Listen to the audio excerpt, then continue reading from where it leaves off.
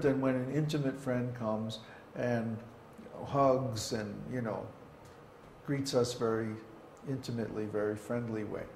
So, in the same way, the Lord is more pleased when we render intimate devotional service on the platform of spontaneous love than when we render a formal devotional service on the platform of scriptural rules and regulations, Vaidhi Bhakti. So our devotional service in the line of Lord Chaitanya is based on the principle of spontaneous love, whereas in most other sampradayas, most other lineages, it's based on rules and regulations only. So that's the major difference between the Sri Sampradaya and the Gaudiya Sampradaya that we're a member of. Is there another question? Yes. From let's do the related ones. Does Śrī Viṣṇusahasranāma accept offenses as well? Yes. Śrī Viṣṇusahasranāma accepts offenses. It is possible to offend Lord Vishnu if we don't approach him in the proper way. Therefore, it's stated at the end of Viṣṇusahasranāma that in order to chant Viṣṇusahasranāma successfully, one must be an initiated disciple of a bona fide Vaishnava spiritual master. There are 4 Vaishnava Sampradayas. We talked about the Sri Sampradaya, then ours is the Brahma Sampradaya. There's also the Rudra Sampradaya and the Kumara Sampradaya. These are the 4 lineages descending from the 4 schools of the 4 Vedas. The Rik, Sama, Atharva, and Yajurveda. That's why the Vedas were divided into 4.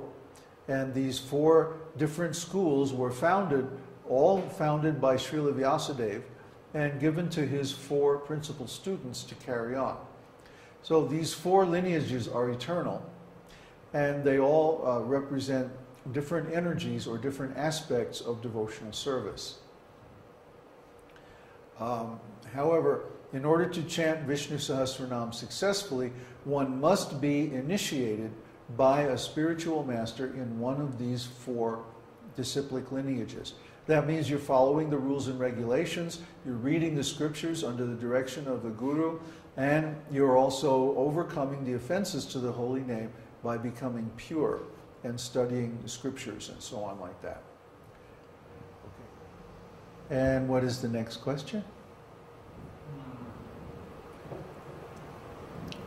Isn't it a little dangerous for a neophyte devotee to be informal or casual in his worship of Radha Krishna?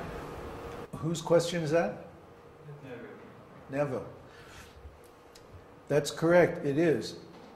But you'll find that when you execute devotional service purely, that it always leads to a feeling of intimacy with the Lord.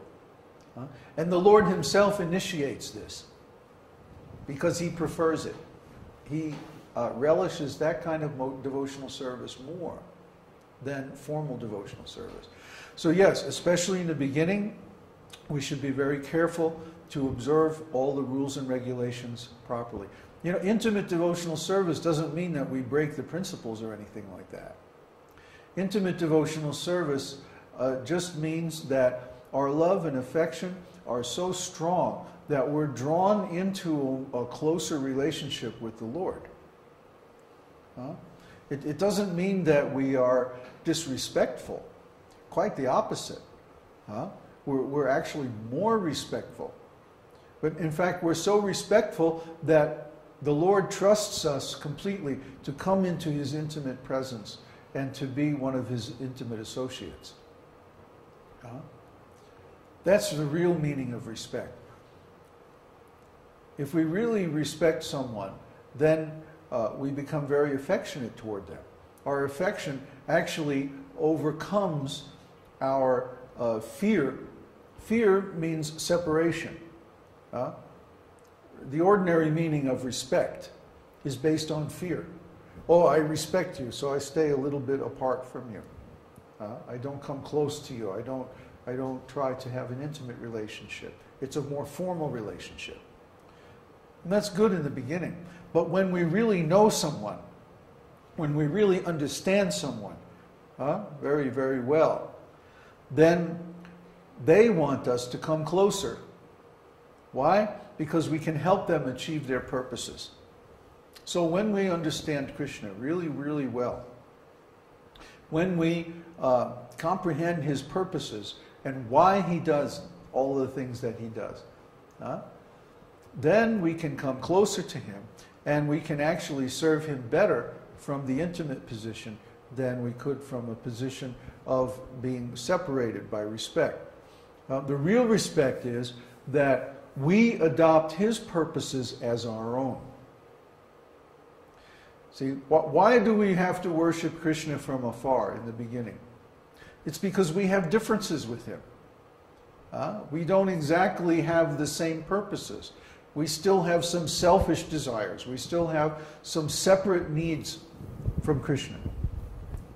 But in the higher stages of devotional service, our needs and Krishna's needs are exactly the same. We come to understand that when Krishna enjoys, we enjoy. When Krishna benefits, we benefit.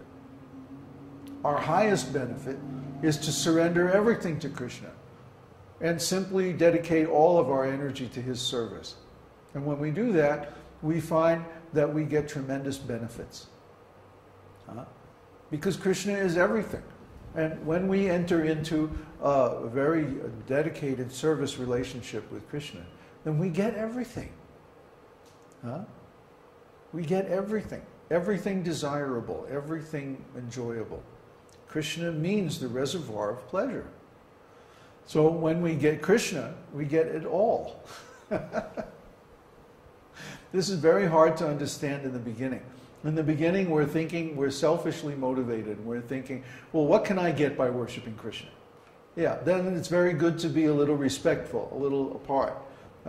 Because we have some differences with Krishna. But in the higher stages of devotional service, once we understand actually what Krishna wants, then our purposes and Krishna's purposes become one. There's no difference between what Krishna wants and what we want. This is the quality of an advanced devotee, and especially the gopis. The gopis' aims and desires are for Krishna's pleasure. They want Krishna to enjoy. That's all they want. Because they know from experience that when Krishna enjoys, they enjoy. When Krishna is happy, they're happy. We are all leaves of the tree of Krishna. So when we arrange for Krishna's pleasure, then we automatically experience pleasure.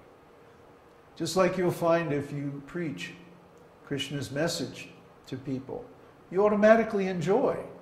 And there's no reason for it. Like, why is it so satisfying for us to present this knowledge? I mean, I'm sitting here in the living room with a TV camera and talking to, 2 people, but there's actually more people out there listening, and it's just inexplicably pleasurable. I can't describe it. It's not only because I'm fulfilling my life's dream by being a teacher of Krishna consciousness.